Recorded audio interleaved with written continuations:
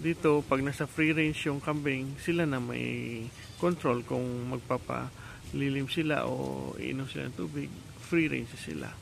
Pero pag nakatali, dapat mas maganda. Advice lang ko lang po sa mga kapatid natin diyang farmers na nag-aalaga ng kambing, baka, kalabaw. Dapat maawa tayo sa kanila.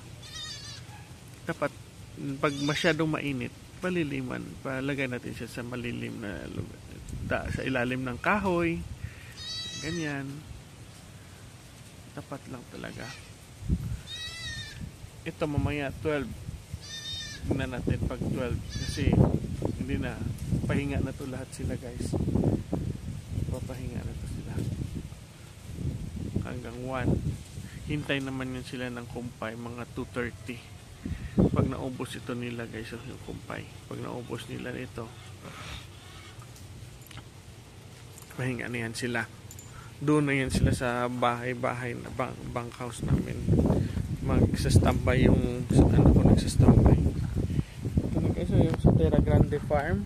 Ito na po, yung anak ni Terra dito, anak nito dito, babae po yan.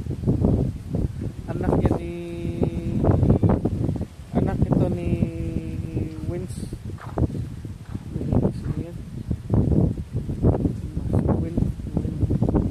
Winslet, Whitney pala, sorry. Hindi ko na matandaan yung kambing ng pangalan ng kambing ko, si Kwan. Ayan po. Si Whitney pala yun, si Whitney. Sorry po. Hindi ko na minsan yung mga pangalan, ibang kambing ko dito, wala pang pangalan eh. Yan, ito may pangalan to, si Baste at saka si Sarah. Yan. Hello guys, nagpapakain kami ngayon ng dahon ng niyog. Yung iba na sa loob ng dahon dyan. Gusto nila kumain ng dahon ng niyog guys. Yan guys, oh. Gusto talaga nila. Yung mga maliliit na bisero nag-aaral nga kumain ng dahon, dito sila nag-aaral kumain ng dahon ng niyog. Diyan po. Ito guys, oh, si Ara. Buntis na yan, maliit, saya. Pero okay lang. Gusto ko rin naman na yung breed, gusto ko rin naman yung breed ko na may halo talaga na native, kasi para matibay sa sakit. Ito yung iba, oh, makain. Tanghali ngayon, 10 AM ngayon dito sa amin guys. Nakapakain na kami kanina na umaga ng feeds para sa mga alaga natin. Ngayon 10 AM dito naman, kumpay naman sa kanila, pagatpat at saka dahon ng niyog. Pili lang sila guys. Yan si BBM, bagong deworm yan.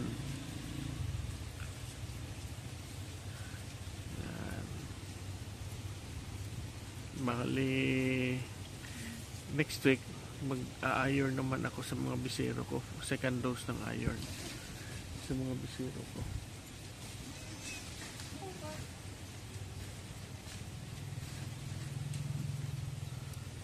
Second dose kami ng iron.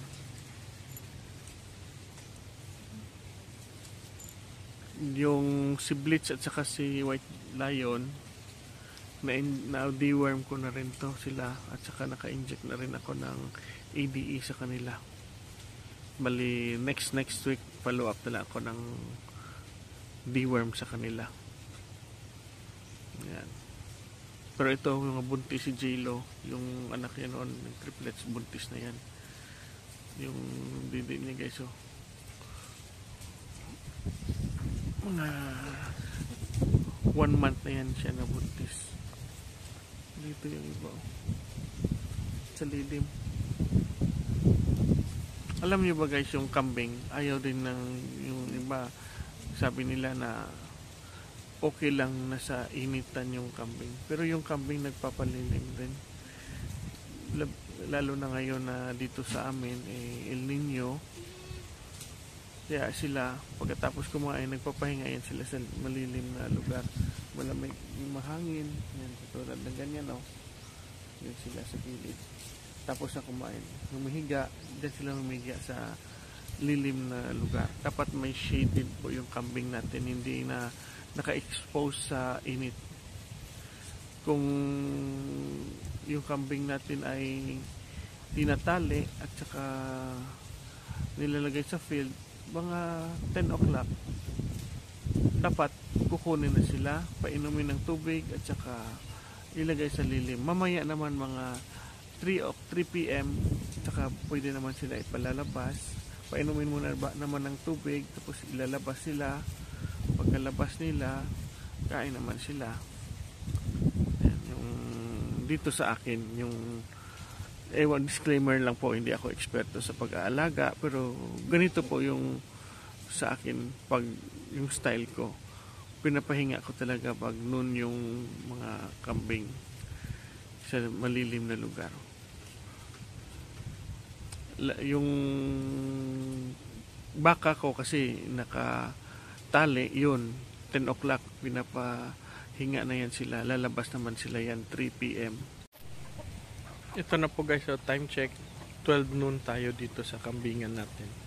Tingnan nyo, nagpapahinga na sila. Yan. Dito na sila sa lilim, oh. Hindi na sila nagpapainit masyado. Doon malilim, oh. Yan. Yan ang kambing, dapat hindi pinapainitan. Tapos pinapainom ng tubig, dapat may tubig lahat talaga sila palagi. Yan guys, so nandiyan lang sila sa lilim, mo kumakain. Si Sarah, so si Itim, papalilim sila. Ito, dalawang anak, dalawang babae ito guys, magaganda na. Anak siguro na to ni Junmar. Ubos na yung kumpay nila guys, oh. Pero yung iba tsaga-tsaga, papainit, kumakain. Yan. Iba nandito.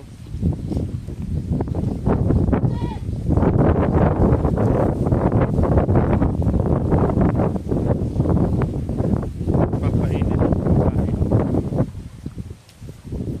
Yun guys, so si Darna, na-injury yan siya. Napila yung una niyang paa. Pero okay naman, nakakalakad at saka kumakain naman siya guys.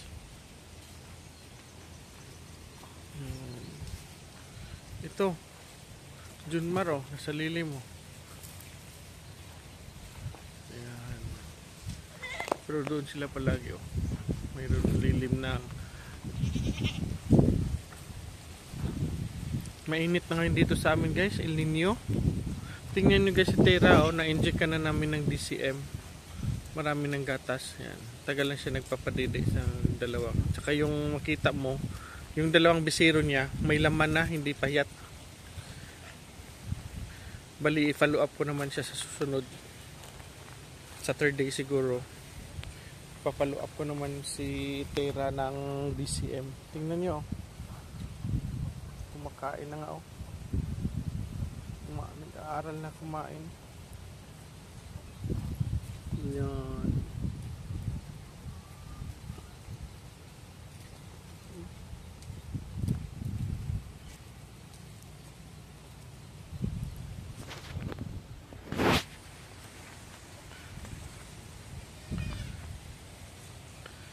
Yan, oh. Si Mina, sayang namatay yung triplets. Isa lang, yung isang triplets niya, dalawa lang nabuhay. Pero okay lang, basta importante healthy. Ayan si Mandita, ang kinis-kinis ng balat niya guys, so yung balhibo niya na deworm ko na po yan siya guys. Tsaka nakastahan na yan siya. At saka napansin ko dito guys, this week lang Monday ata yun, na si Blitz ininjikan, at saka si White Lion ininjikan ko ng ADE. Pagka-inject ko kahapon, nangangasta na. Parang nagpapa-active talaga yung ADE sa alaga natin. Nagpapa-active. Nangangasta na sila dalawa. Noon, takot pa yan sila kay Junmar mangasta. Pero ngayon, pag wala si Junmar, sila ang nangangasta. Si Kwan yung nakastahan ni Blitz, si Maldita, nakastahan niya na. Ito guys, so dahan-dahan lang tayo sa pag-upgrade. Yan. Yung mga bisiro natin mahaba na yung mga tenga. Dahan-dahan lang kasi pag biglain mo pag-upgrade, masakit sa bulsa. Masakit sa bulsa guys. Kaya dahan-dahan lang, slowly but surely lang yung sa atin. Dahan-dahan lang sa pag-upgrade para yung anong mayroon tayo, yun lang gamitin natin na inahin. Doon lang tayo mag-upgrade sa back, sa lalaki talaga. Diyan ako namumuhunan kasi yung anak ng back mag-upgrade, magaganda na rin yan. Tapos sa back, bili ka naman ng back na isa o ilan para yung anak ng unang back hindi makakastahan niya, hindi mag-inbreeding. Importante lang naman talaga hindi mag-inbreeding, at saka upgrade ka lang sa back.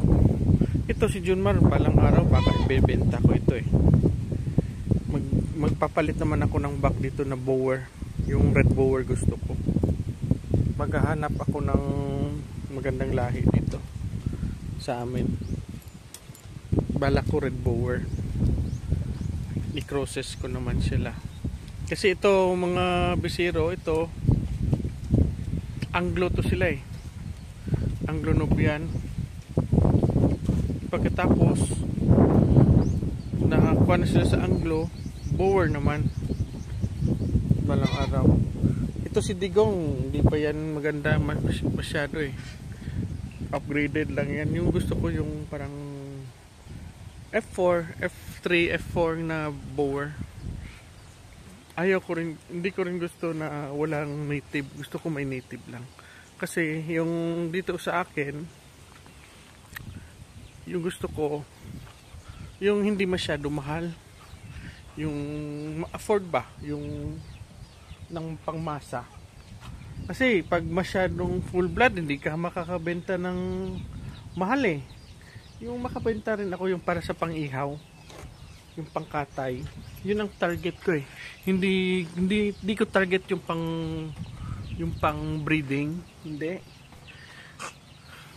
Yung gusto ko maka-afford yung pangkatay, yung may mga birthday o kasal, makabili sila sa akin na isang kambing na crossbreed, makabili sila ng 5,000, 4,500, 4,000 pinaka baba, depende na sa lahi. Yung more on native na lahi ko, binibenta ko lang naman na mura. Pero yung tingin ko na magandang pagka-breed, yung pwede pang breeder, binibenta ko rin niya pang breeder. Pero hindi gano'ng kamahal. Hindi masyadong mahal. Hindi kagaya ng iba na tag-ilan thousand yung yun lang ang gusto ko, yung parang afford ng pangmasa.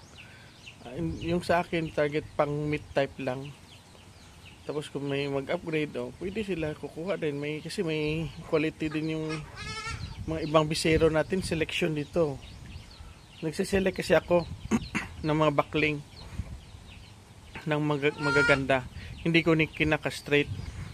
Yung kinaka-straight ko lang yung sa tingin ko pang meat, pang katay lang. Yun ang kinaka-straight ko. Pero pang maganda, tulad nila ni Tom Cruise, nila ni Digong, yung gandang labas, hindi ko kinaka-straight. Mabibenta ko yan yung pang breeding. for breeding. Ganun lang. Para makatulong man tayo sa ibang farmers na taga dito sa amin. Na pwede sila maka-upgrade. Pero yung mga babae, sorry lang po talaga, limited lang po yung pagbebenta ko. Kahit yung iba nga dito, napaka-native, you know. Sila ni Faye, sila ni Cinderella.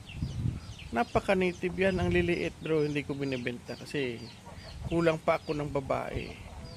Balang araw, pagdadami na to, bibenta ko yung mga native talaga. Pero sa ngayon, nagpapadami pa kasi ako ng kambing. Sorry lang talaga pag lahat ng babae, hindi ko binibenta. Lalaki lang. For breeding or pangkatay, yun binibenta ko. Yan lang. Kasi, kahit native yan sila ni Faye, sila ni Cinderella, sila ni Snow White, sila ni Maldita, kahit native yan sila, pag makastahan yan sila ni Junmar, maganda rin yung resulta. Biro mo yung si Capre, si Darna nga yung anak ni mama niya, native yun. Pero pag lumabas si Capre, ang laki, ang ganda. Nabenta nga yung for breeding eh. At saka si yung anak naman ngayon ni Darna, babae naman, maganda pa rin. Yung dugo ni Junmar pag kuhan mas kuhan yung matapang yung dugo ni Junmar pag i-cross mo sa kay Darna. Kaya yun, hindi ko kinakal si Darna. Kasi maganda yung resulta nila eh, kahit native yung mama. F1 lang sila o ano. O hindi nga ito si Junmar, hindi ko sure kung F1 to or F2, hindi ko nga alam eh. Pero tingnan mo yung size niya, maganda na, okay na pang upgrade para sa pangkatay. Yan. Pero nakaka-produce pa rin ako for breeding. Ito naman sila ni Blitz, si White Lion. Si White Lion F2 yan. Kaya yung mga anak ni Junmar, papakastahan ko kay White Lion at saka kay Blitz. Dalawa sila. At saka si BBM, ibibenta ko yan. Si Digong, hindi ko yan ibibenta kasi pwede din naman yan pag makakasta yan si Digong sa pag makakasta si Digong sa anak ni Junmar, okay lang kasi hindi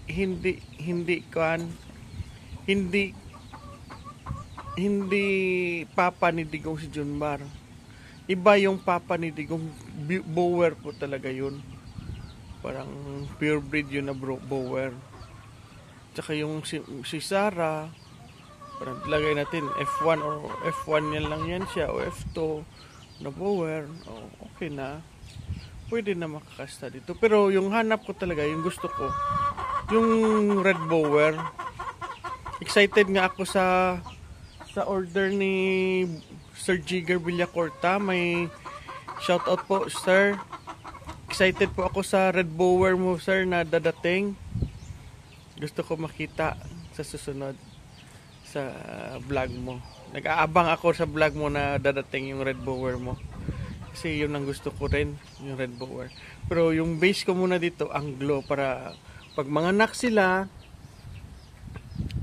maraming gatas. May gatas yung inahin. Yung inahin ko, gusto ko yung may Anglo talaga. Kasi maganda yung gatas ng Anglo. Maraming maggatas yung Anglo. Para yung bisero natin, healthy. Healthy sila. Yun ang gusto ko. Tapos nagkukuha naman ako ng native para matibay sa sakit.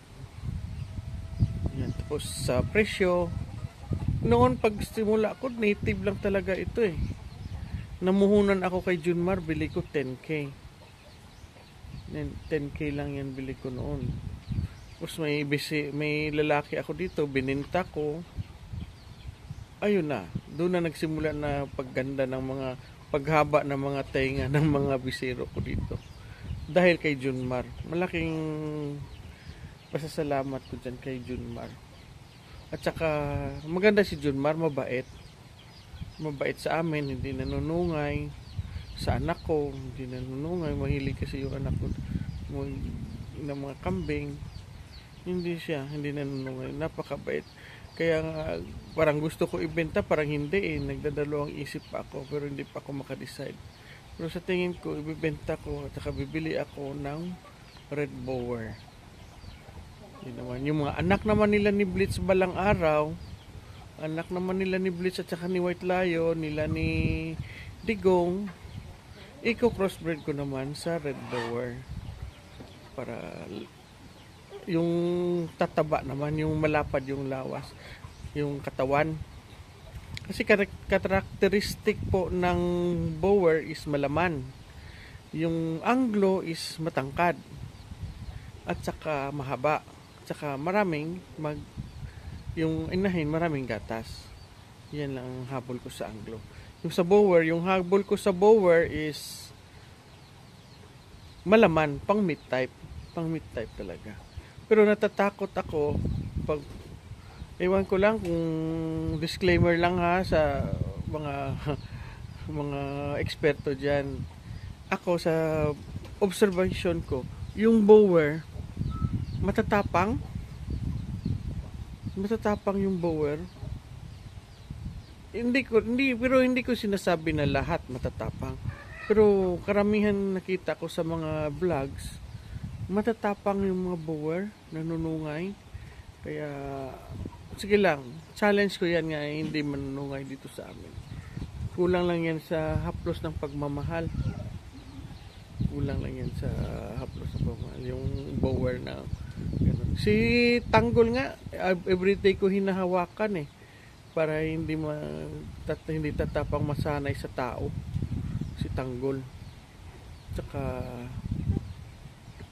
update ko sa sunod. Mamaya, update ko kayo guys. Yung malakas na kumain ng feed si Tanggol. Pag kaninang 10 AM, binigyan siya ng mga about half kilo ata o 3/4 kilo na feeds. Nauubos siya na. Dahan-dahan ko lang siya pinaparami ng pagkonsumo ng feeds. Tsaka nilalagyan ko ng vitamins. Yung ginagamit ko dito, Vitamin Pro, V22, King's Vita Plus, baka naman yung kay Sir Jigar, King's Vita Plus yan lahat. Sir Jigar Villacorta, yung ginagamit niya, King's Vita Plus. Yun po. Gumagamit rin ako, pero yung sa akin, hindi ako nagsistick ng ito isa. Yung vitamins, pinapalit-palitan ko. Minsan may bibili ako sisikal. Yun lang. Yun ang dito sa akin yung pag-aalaga ko sa mga alaga ko. Nilalagyan ko rin ng vitamins si Tanggol eh. Kasi para matibay sa sakit. Time check tayo ngayon guys. It's 12:15 ng tanghali dito sa amin. Ito nagbablog eh. Shout out ko po kay Sir Ma'am Roda